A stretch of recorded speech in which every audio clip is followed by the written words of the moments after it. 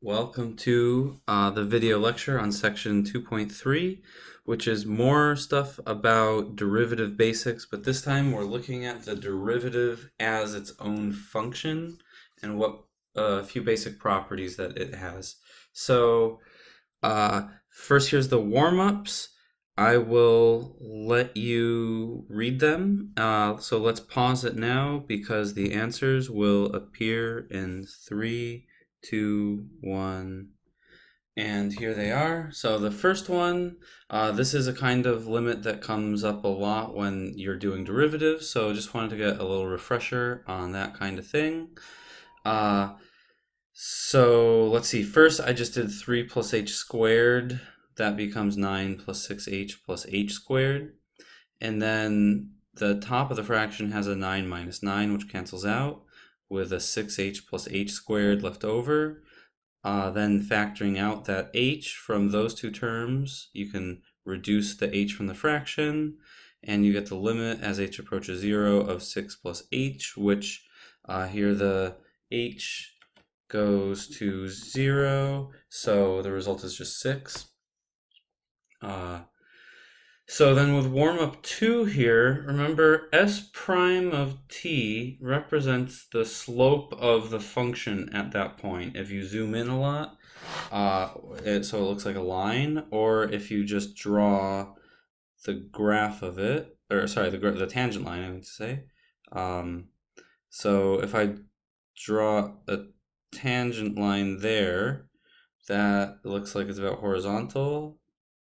Drawing a tangent line there looks about horizontal, so that means slope about 0.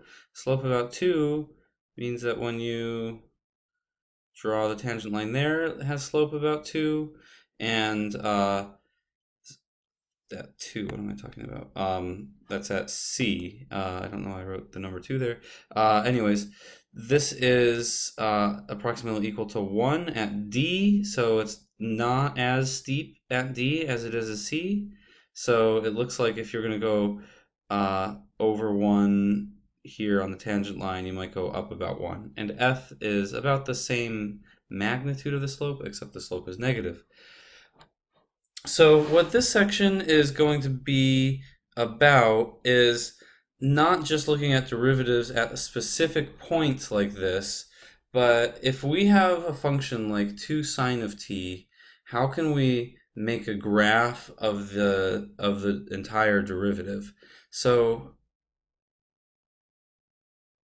we can just define this. It's basically the same definition as before, but we're just writing it in a slightly different language now. So we're saying the derivative function f prime of x is a function that outputs the instantaneous rate of change, in other words, the slope or the derivative of f of x at any value of x. So you can put in whatever value of x you want. So x could be a variable that could be any real number you want, as long as this limit is well defined, and you just get the derivative there with that value of x. So we'll do, and we're leaving x as like a variable, not a specific number. So when we're talking about limits like this one here, it's like we already plugged in x equals 3, but you could use the same method to just leave 3 as x, and you'll have x squared plus 6x plus, sorry, x squared plus 6xh, I'm sorry, it would be 2xh plus h squared minus 9, and it will work out the same way, and then you'll end up having an x in the answer, because the derivative depends on the specific value of x you plug in. So let's look at how we can actually do this. This example 1, this is a tricky one. You can pause it if you want right now, but I'm just going to start working on it and doing it as a video. You can try to do it if you want, but I'm going to do it for you right now. So let's see. The first thing about s prime of t is we have some specific points that we found out about. We have this point here, and this point here means that that's where the derivative was 0. So that happens at about, I don't know, negative pi. That's where the sine function bottoms out. Negative pi over 2, I meant to say. So s prime of negative pi over 2 is about 0.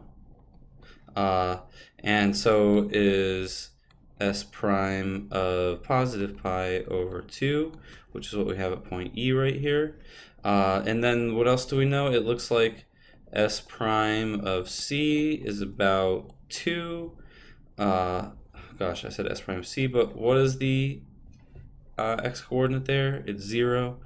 It's a little bit late at night when I'm recording this for me, so I'm probably going to make some speaking mistakes.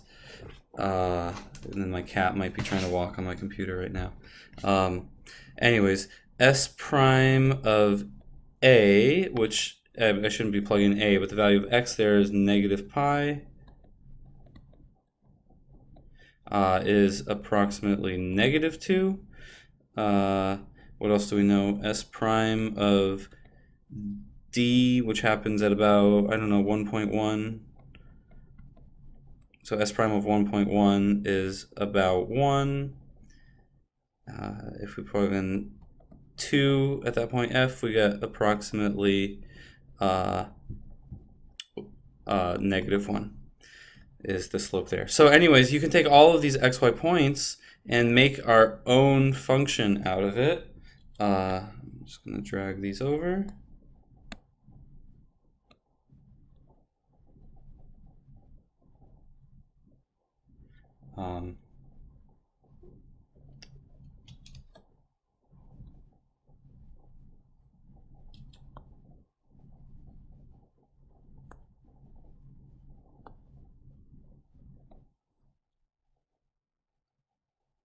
Right, that way we can see these at about the same time.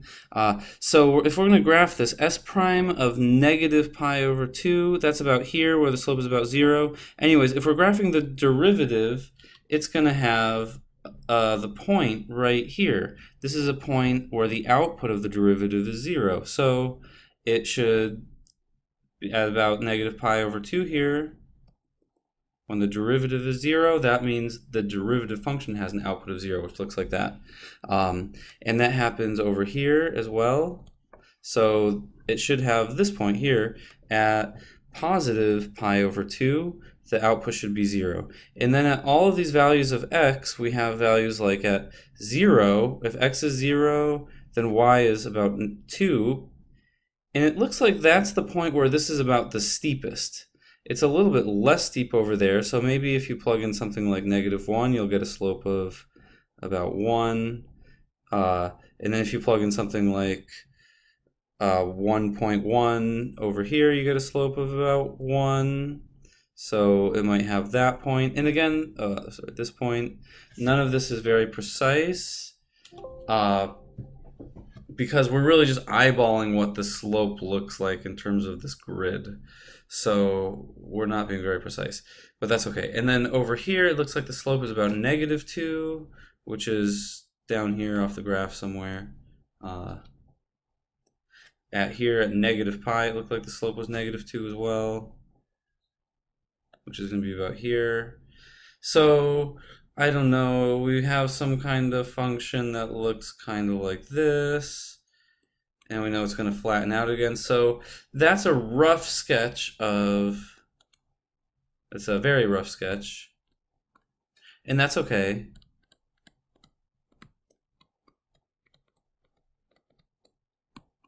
It's a very rough sketch of s prime of t. So the y coordinates of this point tell you the velocity of this particle. So this tells you that the particle is forward and then moving backwards. Whenever it's moving backwards, because you have negative slope here, you should have negative y coordinates on the derivative. And then whenever it's increasing, that means you have positive slopes of the tangent lines along these points. That should give you positive y coordinates on the derivative. And then when it starts decreasing here, that should give you the original function is decreasing, then the derivative should have negative y coordinates. So that's the rough idea of what that looks like. And it turns out, if you know some tricks, if you've had a calculus class before, you might know, oh, I forgot to show you this thing. I'll show you this thing in one moment, but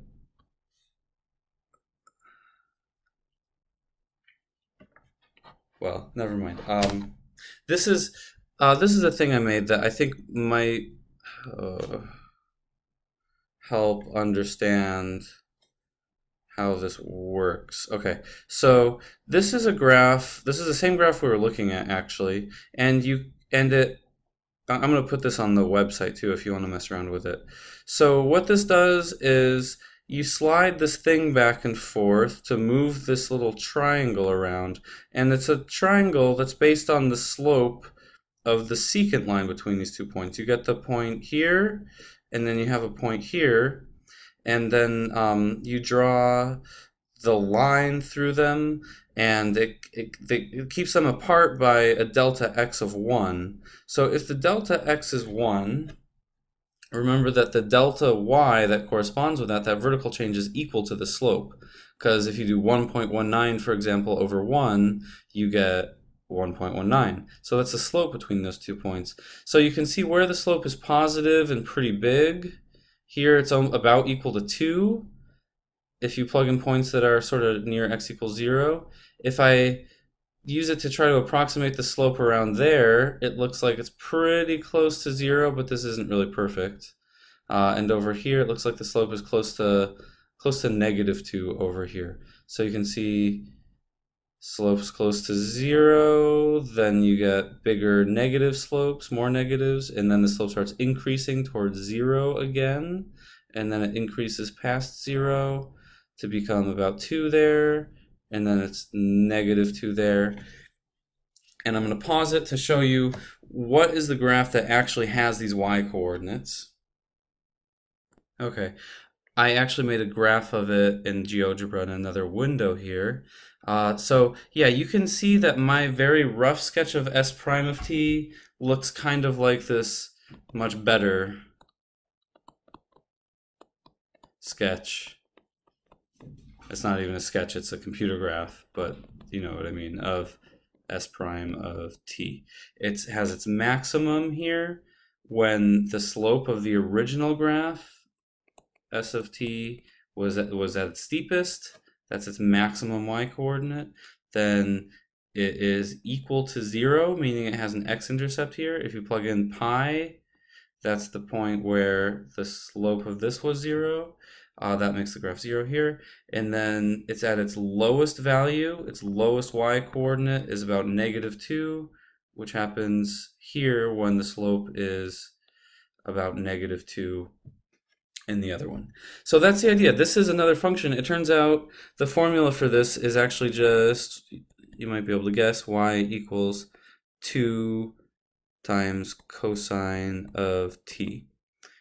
So this function is equal to S prime of t. So it's actually its own function. You don't need to know how I came up with cosine of t. We're going to learn about that in chapter 3.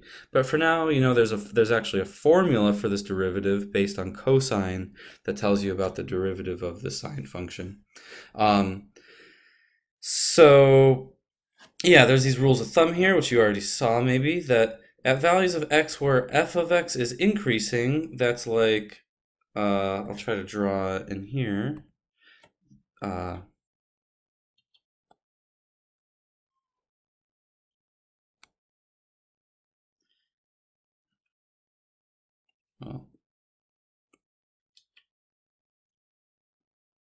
okay, this is increasing around here from between approximately -pi/2 up to pi/2. Well, exactly -pi/2 up to pi/2. That's where f prime of x is positive, which happens over here. This is going to be a big mess when I'm done with it, but I'm just trying to get everything color-coded. So that's between -pi/2 and pi/2. At values of x where f of x is decreasing, That's happening about here. I'll make it blue here. From about pi over 2 up to 3 pi over 2 in there. In this case, this is where s of t is decreasing. Then its derivative function has negative y coordinates, and that's what happens at these other points. So we have negative derivative values, which are the y coordinates of these points. That happens when the original function's y coordinates were decreasing. All right. Here's an example you can try now. This one you should do for sure. I'm going to pause it here so you can give it a shot, and the answer will appear in 3, 2, 1. Okay, that's my very rough sketch. Yeah, we have f of x here, and this is my rough sketch of f prime of x. So it's a rough sketch because I don't really know exactly what the slopes of the tangent lines are of the original function. It's hard to tell. I mean, I can tell it's a negative slope and it's pretty steep, and I can tell that here it's a negative slope and it's a little bit less steep, but I can't really tell exactly how much. So I have a lower y coordinate on the derivative here because that's like a more negative slope, and here it's like a somewhat less negative slope, I don't know. And then at this point we have a slope that's definitely 0 at a point right there, and then over here we've got some slopes that are positive, and then they're steeper and steeper positive, so the slope ends up being a bigger and bigger positive number. So that's that one.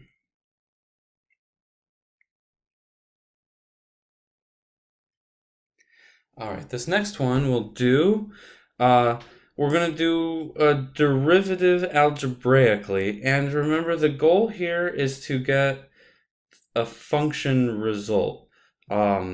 It might be a function of x, or it might not be a function of x, but the idea is we're going to leave x as a variable. So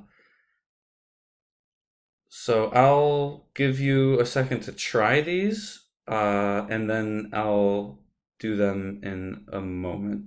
Or maybe the answer will just appear. That makes more sense. So pause it and the answers will appear, and then I'll explain everything in some detail in 3, 2, 1. Okay, here are the answers. Forgot to write A here. First thing I want to say is we're just using the definition of the derivative, and that's what we mean by algebraically. When we say find the derivative of something algebraically, it means use the definition of the derivative, which is this limit of the difference quotient. All right, so f of x equals 3 is kind of a weird function, because no matter what x you plug in, f of x plus h, it doesn't matter what x is or what h is, the output of this function is always 3. So f of x plus h is 3, f of x is 3, so the difference between those outputs is just always 0.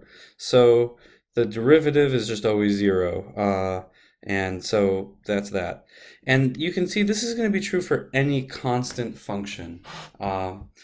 This is a constant function. That means if I was going to graph it, it would look like something like this. Here's x. Oops.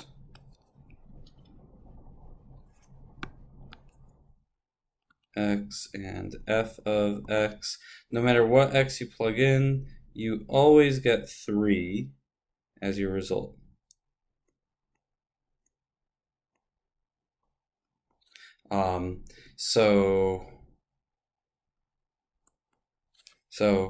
For example, if you plug in this value of x and this value of x plus h, because h is this difference between these, then you get 3 is f of x plus h, 3 is f of x. So between these 2 points, the difference is 0, so the derivative is 0. The slope is 0 at every point with this one. Okay, so that's true with any constant function. It doesn't matter whether it's 3 or 3,000 or whatever, the slope is always 0. G of x is a little different, and And g of x tells you how this section is different from section 2.2. In section 2.2, you'd be plugging in a specific number for x. But here the idea is that for the derivative function, if we just want to find the general just derivative, not at a specific value, we want to leave x as a variable because it might be different at different points. It's kind of a trick question here because, whoops, put that box in the wrong place. There we go. It's always -2, so in this case it doesn't actually depend on x. But it could depend on x sometimes. But with this function, with other functions, but with this function, g of x plus h means replace this x with x plus h here. So we do -2 times that plus 3, and then minus g of x means minus -2x plus 3, and then we can distribute the negative in here, which will give you plus 2x and minus 3, and then all of this nice stuff cancels out, including both of the terms with x's in them. And that means you're just left with -2h over h, which you can just reduce, and it's always just equal to -2. Now this will make sense from a graphical perspective if we try to draw a line for this one.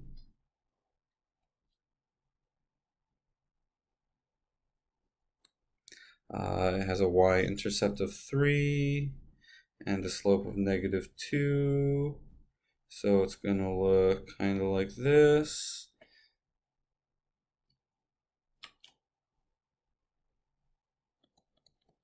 And yeah, it doesn't matter what 2 points you pick here. If you pick this point and this point, if it always has slope 2, then the change in y over the change in x is always going to be 2. -2, sorry. But yeah. So it has constant slope, so it still is always just that. It's always going to be -2 between any 2 points. So here's some general rules about what we just learned, is that if you have any constant function, like f of x equals 3, or f of x equals 0, or f of x equals -10, then f prime of x is equal to, what do you think? I think I said it a second ago. 0. And if f of x equals mx plus b, which is any old linear function, then f prime of x is just always equal to whatever that slope is. Because the slope of the tangent line, well, every line is its own tangent line. It's kind of weird. The point that just touches it at that point and has the same slope. So anyways, the slope of the tangent line is the same as the slope of the line because they're the same line. All right, so here's a couple that are kind of trickier. Remember with these, let me just give you a quick intro for how to approach these. The derivative function h prime of x here, the definition of that is the limit as h approaches 0 of x plus h quantity squared minus x squared divided by h. So we're just leaving x as a variable in this. I'll let you work everything out. But the answer is probably going to depend on x because this function has different slopes at different points. So we'll pause it and you'll see the answers in 3, 2, 1. And here are the answers. So with A, hopefully this one wasn't too bad. You've done ones like this in a couple of the previous sections. So the x plus h squared turns into x squared plus 2xh plus h squared. X squareds cancel out, the h factors out, and you end up with just 2x plus h as long as h is not 0. And as h approaches 0, then you end up with just the 2x left over. So that's why this is, the derivative is 2x. I think this is sort of interesting because you have this function floating around in here with two variables in it, and one of them, x, just represents the point, the input into the function, whatever it is, and we don't know what it is. So the idea is this is going to be a different slope at the end depending on which point you're talking about. So if you're plugging a negative value of x, then x squared has negative slope, which maybe makes sense when you think about a graph of x squared. You got negative slope over here, positive slope over here, where x is positive. So that's going on here too. When you plug in a negative value of x, you get negative slope. When you plug in a positive value of x, you get positive slope. So this is a function which tells you the value of the derivative at that value of x. So that's cool. B is the same idea. It's just this first or second step here is tricky. Doing the x plus h cubed properly. It will come out like this if you FOIL everything out. And you end up with an x cubed minus x cubed that cancels out. And then all of the remaining terms here have an h in them that you can factor out, and then you're left with this function of x and h. And again, this is going to be a different number depending on what x is, but you do know that wherever you are as h approaches 0, then the 3x, no matter what x is, 3x times h is going to approach 0 as h approaches 0, and h squared is also going to approach 0. So this 3x squared is the derivative function of x cubed. And you notice that this one is always positive, right? No matter what x is, if you square it, you get something 0 or positive. It turns out that the graph of x cubed is always increasing, so its derivative is always positive.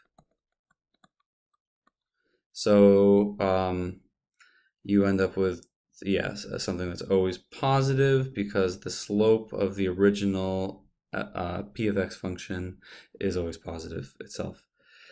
Okay, so these last couple examples were examples of using the power rule here, where if f of x equals x to the n, then f prime of x equals n times x to the n minus 1. And this works no matter what number you have with x. And we can see with actually the last 4 examples were all examples of this. A constant function is basically x to the 0 sort of, but that's actually only x to the 1 times x to the 0. So if we had f of x equals 1, we'll have to use that.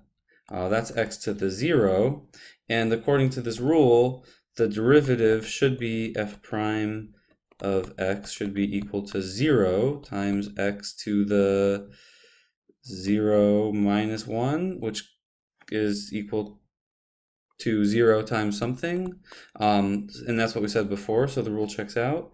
If we have a specific linear function, let's just say f of x equals x, this has slope 1, and it has the power 1 there. So that's using, in the power rule here, we're going to be using n for the 1, and the 1 for the n here. So when we use the power rule for this function, f prime of x is going to be 1 times x to the 1 minus 1, which is also known as 1 times x to the 0, which is 1, and so you just get 1, which is 1 is the slope of the original one too. So that agrees with our rule from before that the derivative of a linear function, before we said, is the slope of the slope of the linear function itself, and that agrees with the power rule, which we just did here. Also, if we had one, I'm calling these all f, but you can give them different letters if you want, it doesn't matter. I just checking that it works. If we use x squared, that's a 2 for the n. So using the power rule, let's see if we get the same result as we got before. Before we just got 2 times x. So this is going to be f prime of x is going to be, let's see, using the power rule, we have 2 times x to the power 2 minus 1. which is also known as 2 times x to the 1, and that is the same result that... Okay, I just had to pause it and start recording again because it ran out of its maximum time because I'm a little slow today. Let's just check this very last one.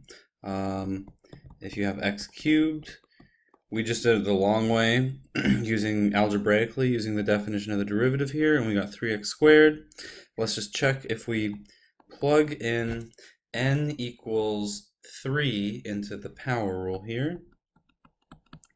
F prime of x should be n, which is 3 times x times n minus 1, which is 3 minus 1, and you get 3x squared. So the power rule agrees with doing it the long way, so that's good. And yeah, just a warning, I think I mentioned this, but whenever you see find the derivative algebraically, those instructions always mean I want to see find the limit of the difference quotient without using shortcut rules like the power rule. Here's another quick example.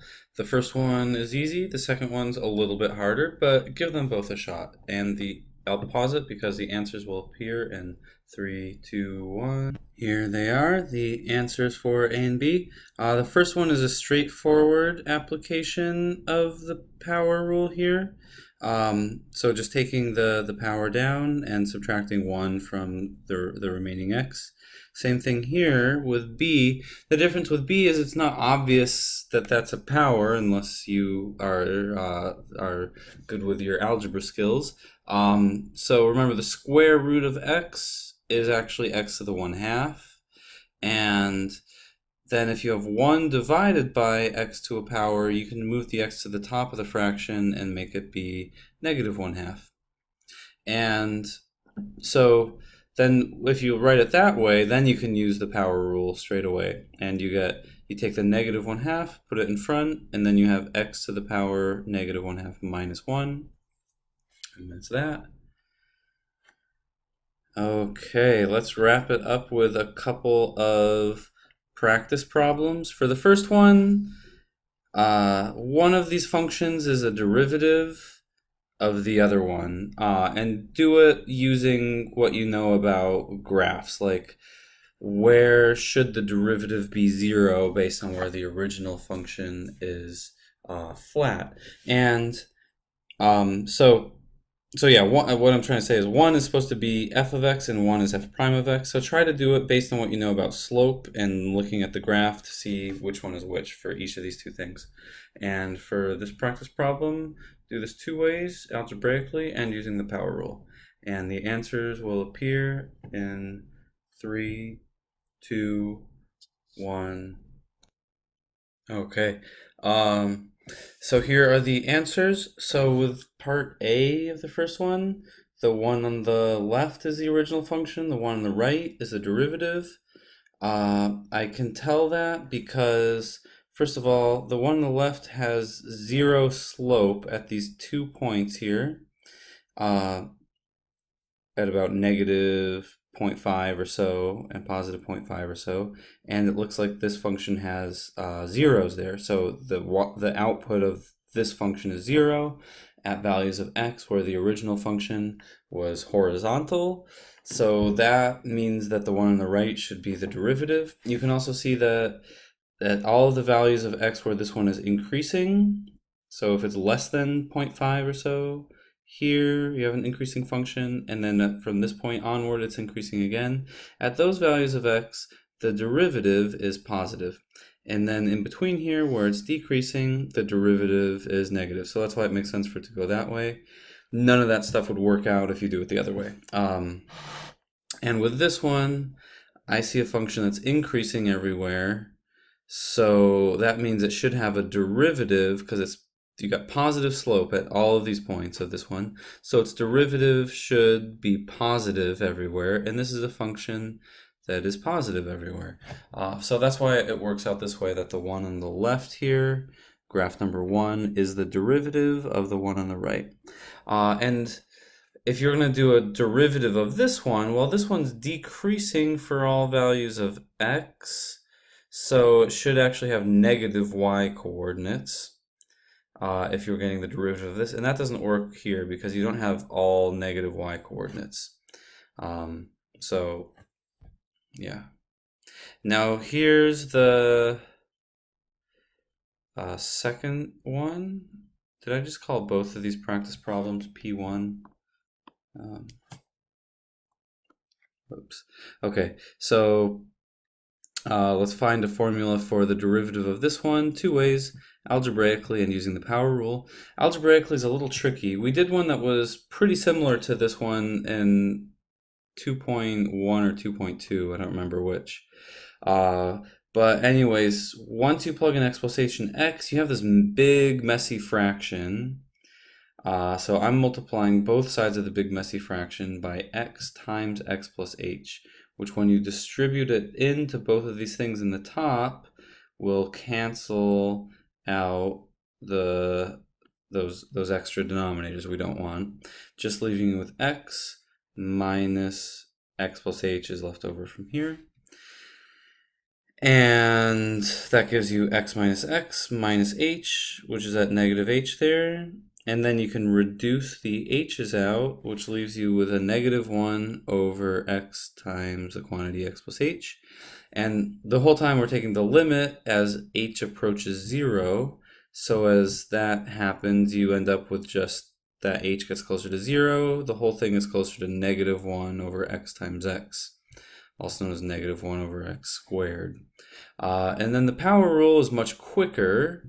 You just get negative x to the power negative 2, which is the same thing. But it is good to do these things both ways. There's a lot of reasons to know multiple ways to do the same math problem. Because, well, you might be thinking that the point of doing math problems is to get the answer.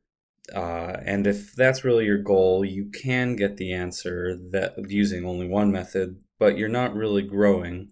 And knowing more than one way to do the same problem helps you understand why the rules work the way they do, and it helps you get a bigger picture for all of calculus together, rather than just looking at methods for how to solve one problem at a time. And this is especially important nowadays because it's really good at just solving one problem at a time and getting the right answer. That's kind of what computers do.